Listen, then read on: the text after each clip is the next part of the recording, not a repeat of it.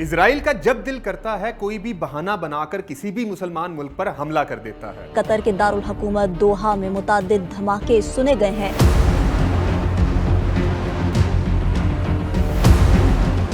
اور باقی مسلمان ممالک اور دنیا خاموش تماشائی بن کے اس کی حوصلہ افزائی کرتے ہیں، اور اگر کوئی مخالفت کرتا بھی ہے تو محض بیانات کی حد تک۔ سعودی عرب نے قطر پر اسرائیلی حملے کی مذمت کر دی ہے۔ ترکیہ، اردن اور ایران نے بھی اسرائیلی حملے کو بین الاقوامی قانون کی خلاف ورزی قرار دیا ہے۔ اب اسرائیل نے قطر پر حملہ کیا ہے، وہ قطر جس نے پوری دنیا میں امن قائم کرنے کے لیے ہمیشہ ثالث کا کردار ادا کیا ہے، چاہے وہ افغان طالبان اور امریکہ کے مذاکرات ہوں یا حماس اور اسرائیل کے۔ اس بار اسرائیل نے قطر پہ حملہ کر کے پوری دنیا کو یہ دکھایا ہے کہ عالمی قوانین کی کیا حیثیت ہے اس کے سامنے۔ کیا یہ عالمی قوانین جو بنائے گئے ہیں یہ صرف امت مسلمہ کو یا مسلمان ملکوں کو کنٹرول کرنے کے لیے ہیں؟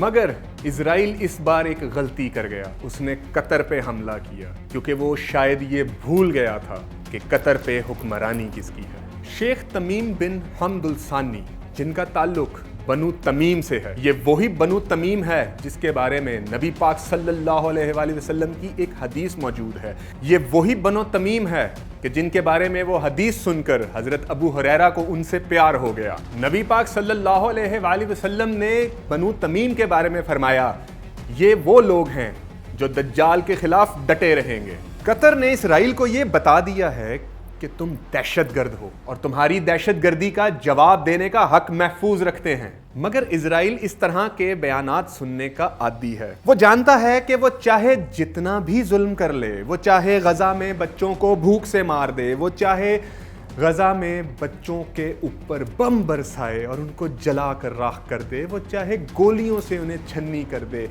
کوئی نہیں بولنے والا، کوئی نہیں اس مزاحمت کرنے والا، وہ جو چاہے وہ کر سکتا ہے۔ کوئی عملی رد عمل سامنے نہیں آئے گا اور وہ گریٹ اسرائیل بنا کے رہے گا۔ وہ آہستہ آہستہ پورے فلسطین پہ بھی قبضہ کرے گا، اور ایون منصوبہ بھی اسی سلسلے کی ایک اور کڑی ہے۔ اور اس کے علاوہ نہ جانے اسرائیل اپنے کن کن منصوبوں پہ کام کر رہا ہے اور کب سے کر رہا ہے، جو کہ ابھی تک منظر عام پر نہیں آئے۔ اور اگر عرب ممالک نے اپنی خاموشی نہ توڑی تو یہ اسرائیل ان کو بھی دیمک کی طرح کھا جائے گا۔ یہ سوچ اسرائیل کی بہت ہی خطرناک ہے، مگر یہاں پہ اسرائیل جو قطر کے ساتھ ٹکرا گیا یہ غلطی کر گئے، کیونکہ قطر پہ اسی بنو تمیم قبیلے کی حکمرانی ہے۔